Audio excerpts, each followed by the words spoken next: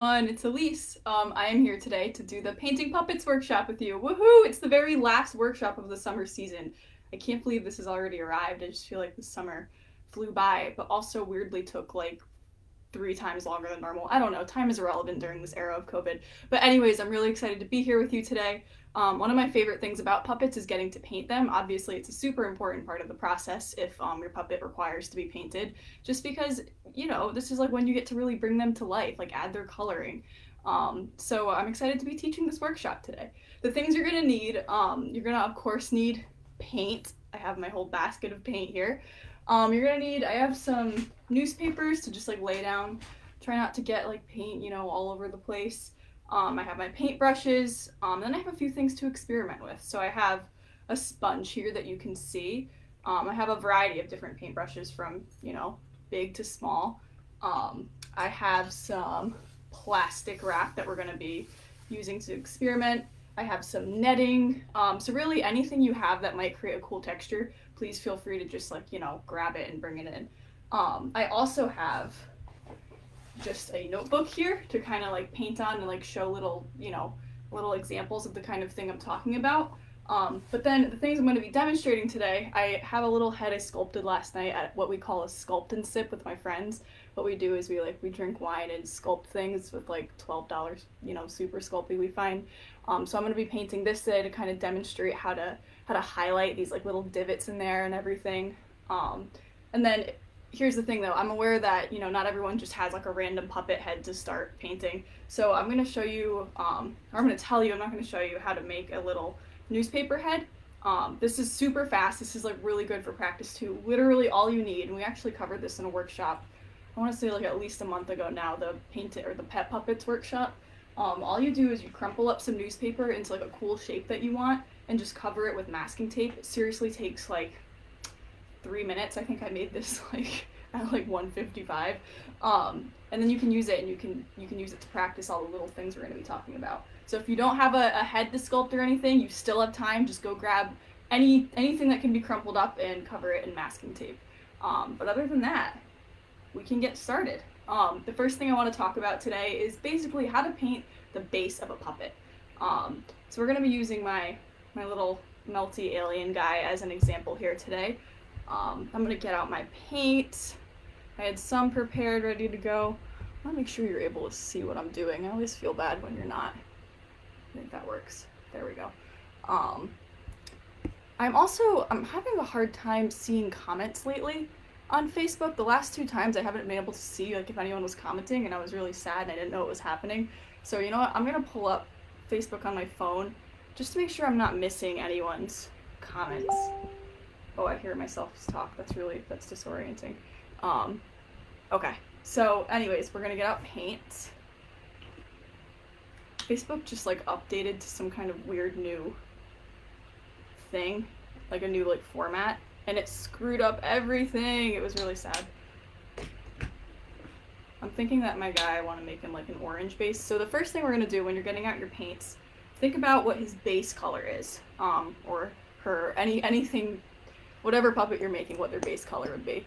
I'm going to say mine is going to be like a burnt orange. Keep in mind that we're going to want to go darker and lighter. So we're going to need to add highlights, which is like the lighter part of it. This is going to highlight like the parts that stick out on the face. So like, let's say if I, was painting my own face, maybe my cheekbones would be the highlight, and maybe my nose, because these parts are like the parts that's sticking out the most, and maybe like the top of my eyebrows.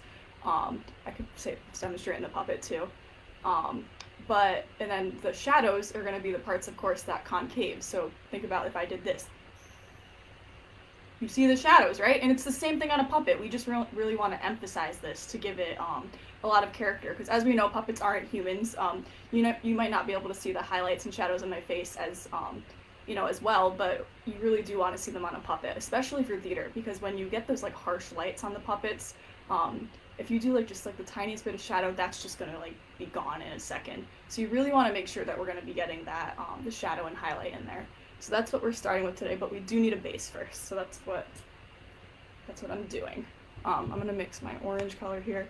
For some reason I don't have orange paint, even though it's one of my favorite colors, especially to use in like art. But it's okay.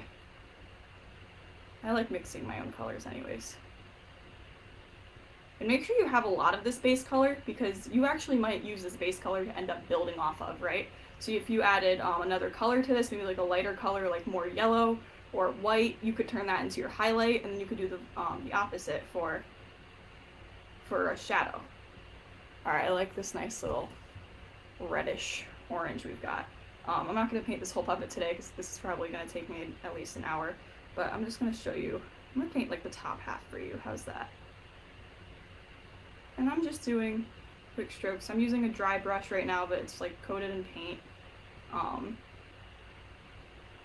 The advantages to using a dry brush over a wet brush is sometimes you can get like kind of a cool texture, and the paint is a lot thicker because it's not being watered down by water.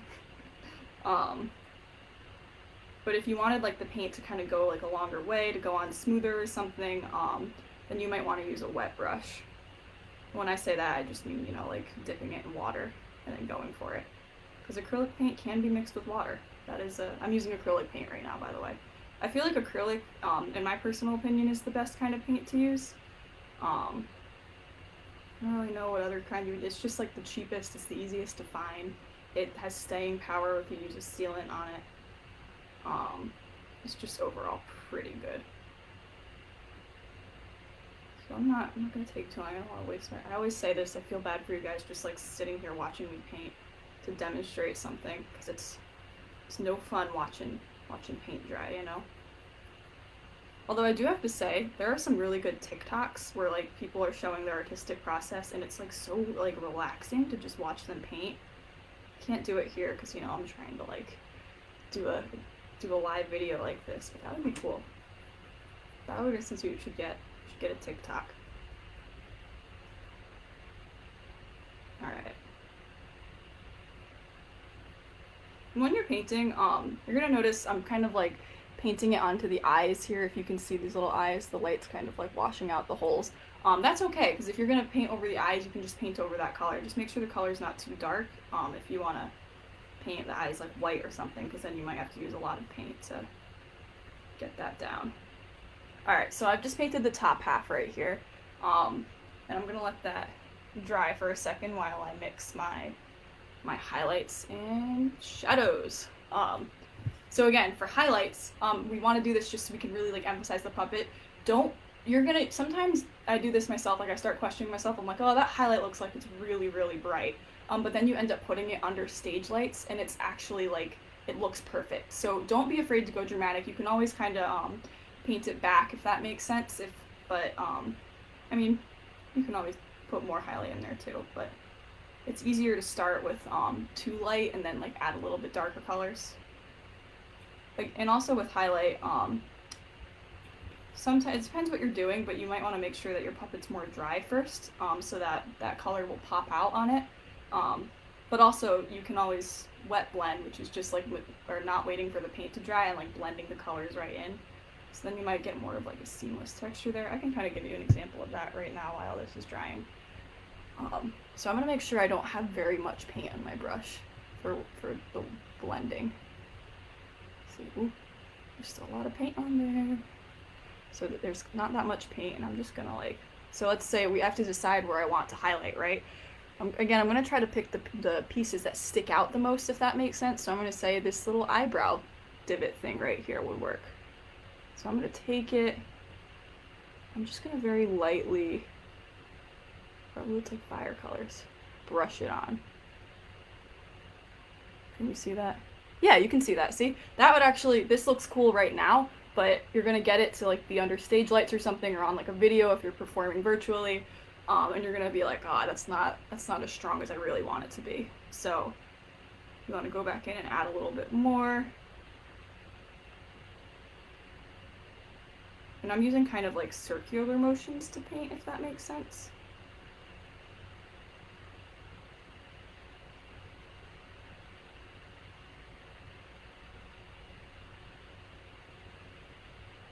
Ooh. I don't know why I just made that sound. That's me being like careful. Oh, somebody said they don't mind watching me paint because I always have something to talk about. That's funny. I feel like I just try to keep talking to keep people entertained. Alright, so see, I kind of got that, like, good highlight going on. If I did that to, like, this puppet has a lot of, like, parts that stick out, things that I'd want to highlight, which I'm not going to do it in front of you today because we don't have the time, but if I just kept doing that, let's say I did it to this next part too, it would end up looking pretty cool. And now you could just stop at the highlight if you really felt like it, but what we do, or at least what we're taught in puppet school here at UConn, is to add the shadows too. Now I often do, I add the highlight first because again it's easier to paint darker over the brighter colors. So let's say I added that second highlight bit to that. And I might even look at that and be like, that's not strong enough.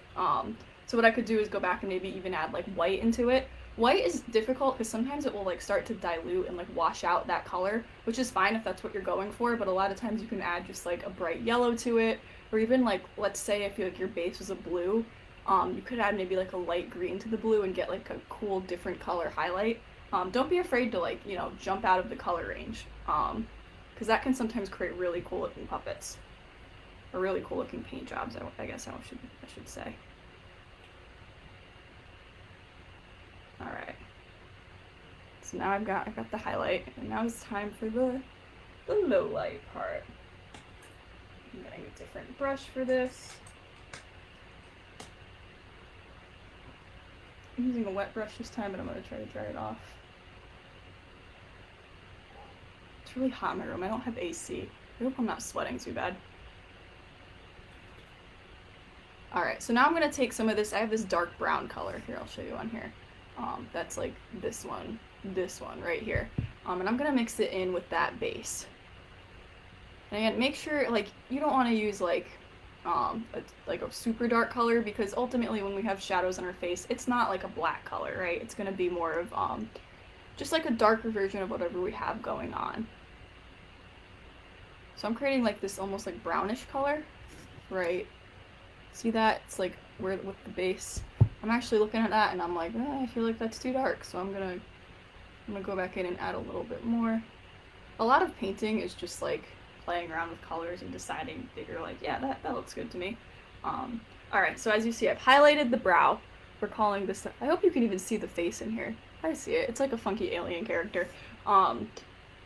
Then now, because something has highlight, we want to add the shadow to it too. So the shadow in this case would be the part underneath that highlight. So, oh yeah, this is way too dark. Ooh. For the shadow, it might be best to start too light and then go darker. Alright, so what you're going to do is you're just going to go along that bottom. A good way to think of it is like, think about it if you were like shining a light from like this angle. Like what would be dark, what would be highlighted. Or maybe like if you don't want the light to come from that angle, you could do really any angle you want. Maybe for most of the show, the light's going to be like coming from like ominously from below.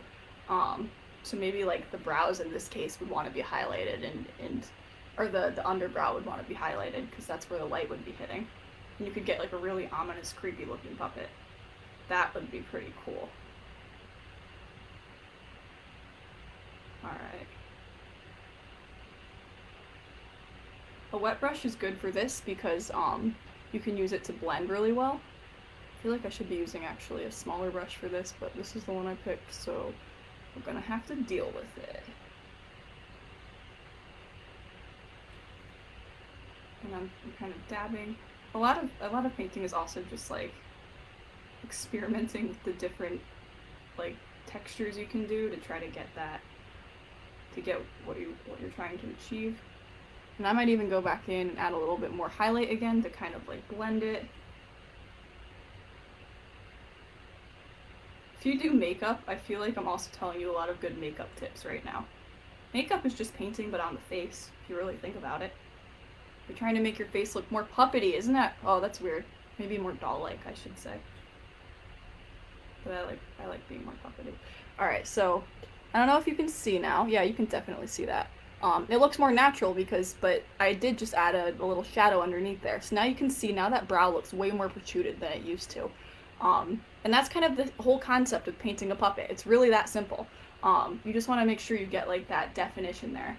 Another cool thing you can do, this is something Bart Rockelburn taught us, is add what we call a stipple. I don't have the right brush for it. I swear I had one, but I can't find it right now. That's essentially taking, it's a brush that's almost like a toothbrush or something. It kind of has like that really stiff texture to it. You take it dry and you just like, you dab it in your paint and then like brush it off until there's almost none left. And then you just like take it and like pat your puppet with it. What this does, it creates this like, the way it catches light, it kind of like adds a little bit more to that. I guess the word I'm looking for is like it adds a sheen almost. You can often do it with like a completely different color. Like last year I made this like sunset colored mask, and then he was like, Elise, you should go back in and add some navy blue stipple to that. And I was looking at him like, navy blue to this? But then I added it and it created this like really cool sheen to it. So that's something you can experiment with in your own time. You also don't even need to do that on a puppet. You can always do it on like a piece of paper or something just to see if you'd like it. And I'm gonna set my little guy down now. And what time is it? Still 15? Oh, perfect, like right on time. I want to flash you there. Maybe a dress wasn't the best idea to sit on the ground. Now we're gonna experiment with like textures and things. So I have my sponge here. Something my friend, who is going to be a sophomore in the puppetry program, suggested to me once, and I think this was like a genius idea and they didn't even realize. They suggested to create like a library of textures that I can refer back to. I still haven't done it yet, but as I was developing this workshop, I was like, man, Anthony said that to me, and I feel like that would be a cool thing to tell you all. So when I say a library of textures, I mean literally just taking like a notebook of some sort. Let me get to a fresh new page. And let's say I'm going to use my sponge, right? So this is a dry sponge. I'm going to just dip it in some of my color. And I'm just going to, let me see what I'm doing. I'm just like patting it around until it's like nice and absorbed. And I'm going to take it and I'm going to pat it onto my notebook. So now you can see I've just gotten this kind of like, oopsies, I'm going to hold it upside down. This like almost dry, like again, spongy texture. Depending on what sponge you can use, because there's like a million different sponges in the world, you can create a bunch of different textures. But let's just say I don't have a pencil around here. But like let's say I wrote next to it and I was like, dish sponge texture. Then I just did that with like every single texture I could find. And then you'd have like a pretty cool library of the different textures you can create. So next time you're creating a puppet and you're like, man, I want this to have like an interesting paint job, but I can't really remember what to do. You can just go reference that library and be like, whoa, dish sponge texture looks awesome, and that's exactly what I want. And then you can use that. So that's just a tip. I think I'm going to start that this year. It's kind of a cool idea. But anyways, so that was kind of one of the things I was going to talk about, creating a cool texture with just a sponge or something. You can always cut it up. I didn't feel like cutting it up just because, didn't have to. There's like hair on this sponge, even though I just got it from underneath the sink. This is cool because it has two different sides. So just for fun, I'm gonna take the other side and like kind of experiment here. Oh, you know what? See, so this creates kind of almost that like stipple texture I was explaining. See how like different those two textures are? It's super cool. So you can use that. This could create like a starry sky or something. Maybe like, I don't know. Could make blood splatter. That's kind of what it looks like. That's too dark for this. This is for ages 5+. Forget I said that. So that's pretty cool. I could try to do that on this guy and just see if I like it.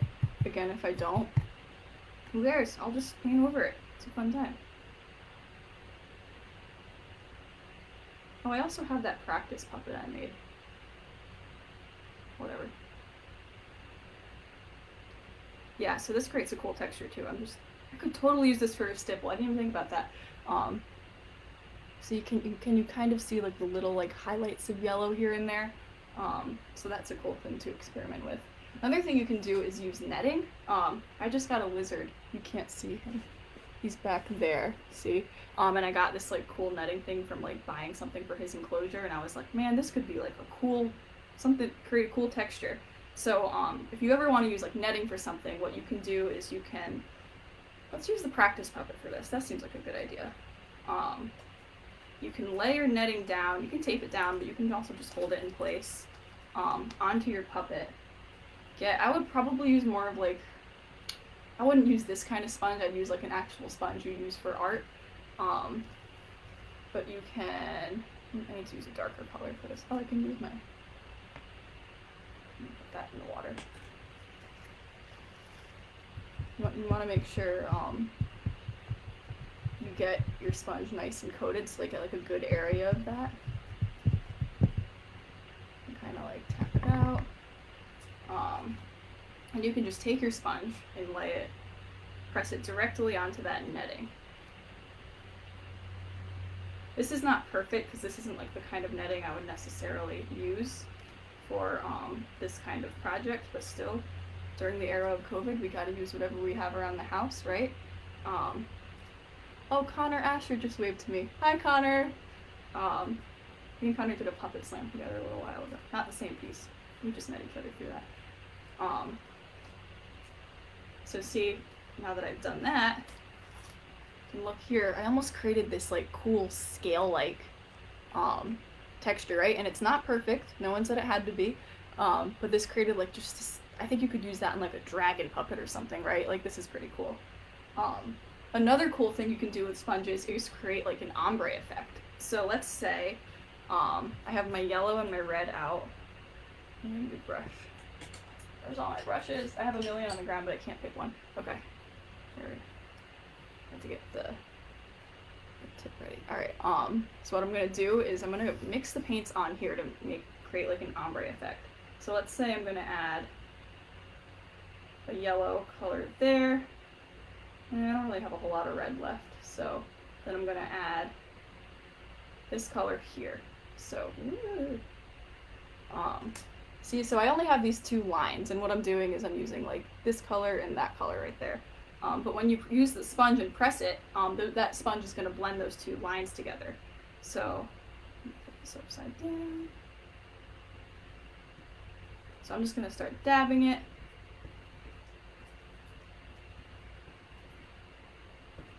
So as you can see, the colors have become kind of blended on there. And then I'm just gonna take it. I should have cut this sponge in half. This is hard working with it. You can take it and you can just press it.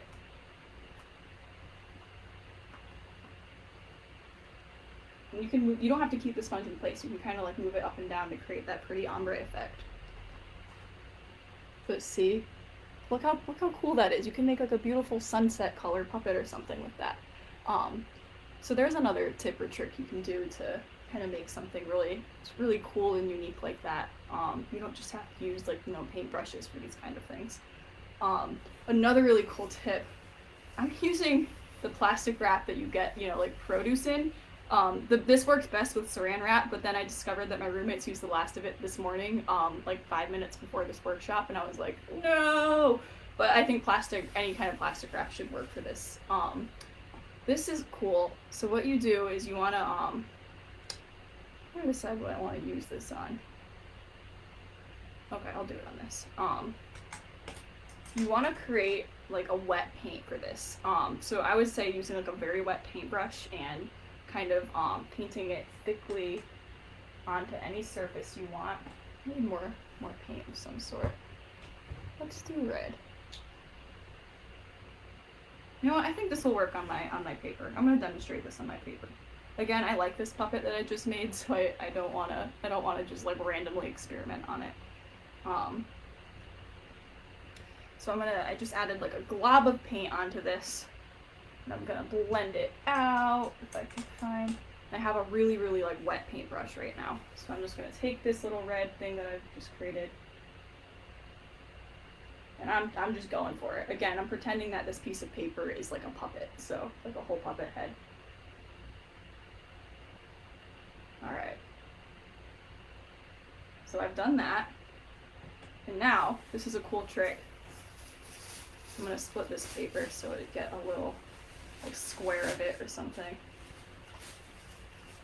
So I have my little square. What I'm gonna do is I'm going to lay this directly on top of that red. And now, so you see it sticks because the paint is wet enough for that. What you're gonna do is you're gonna press out all the little air bubbles. And see how it's creating like this like veiny texture or something? You can take that and push that plastic around.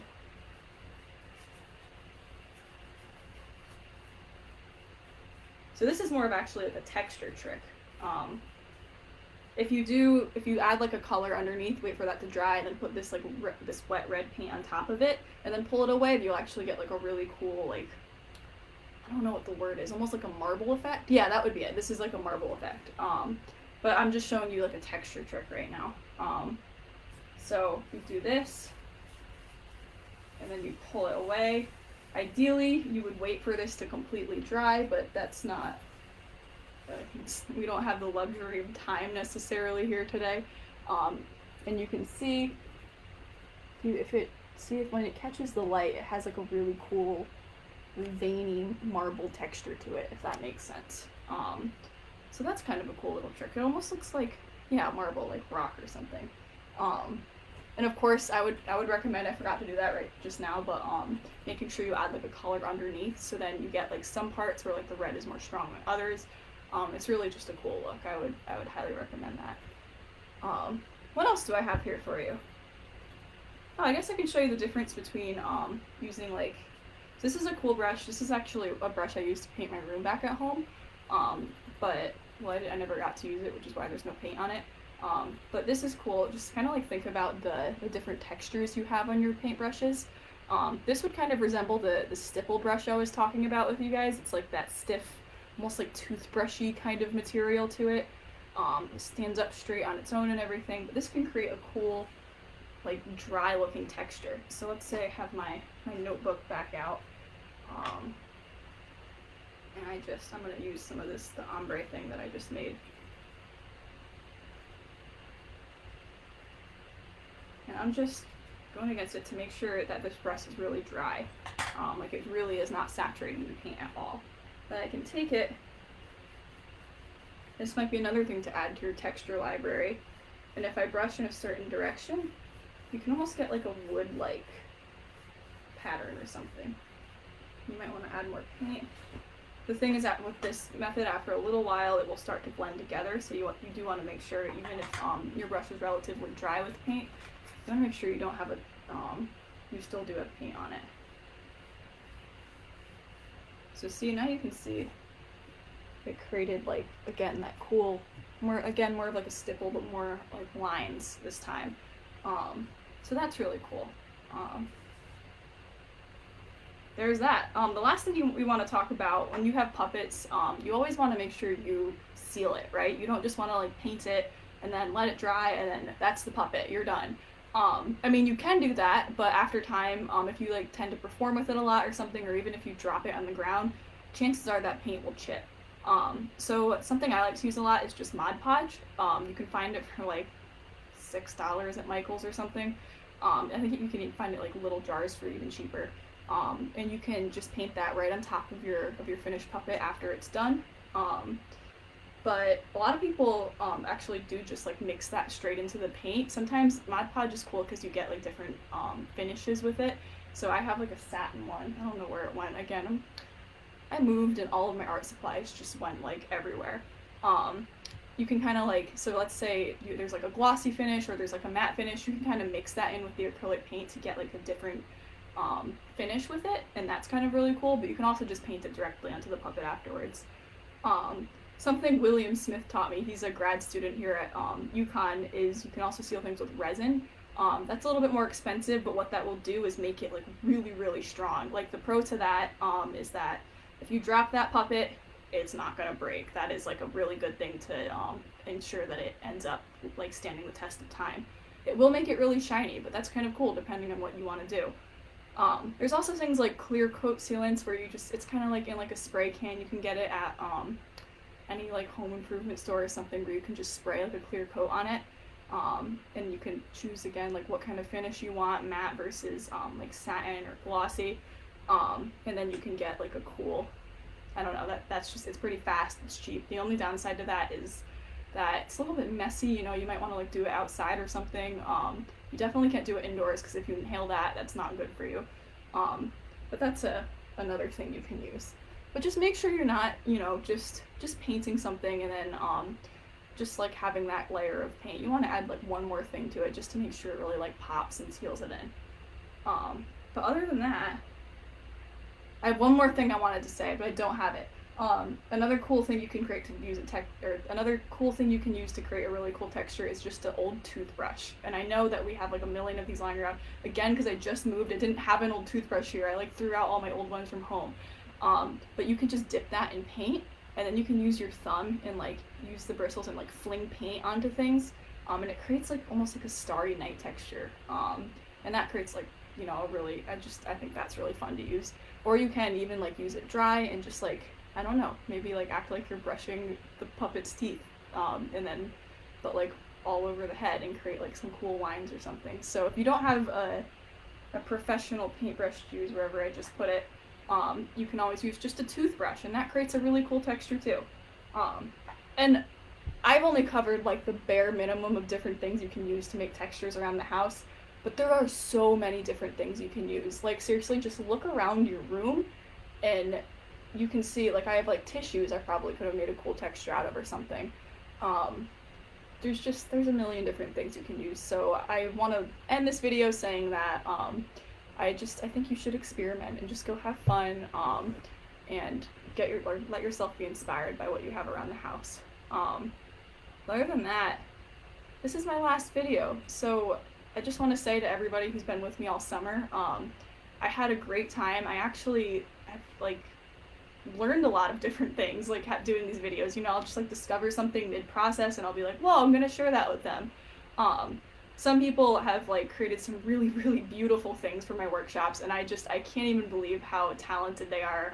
They really take my workshop to the next level, so that's really cool to those people that shared their work with me. If you made something today, I would love to see it too.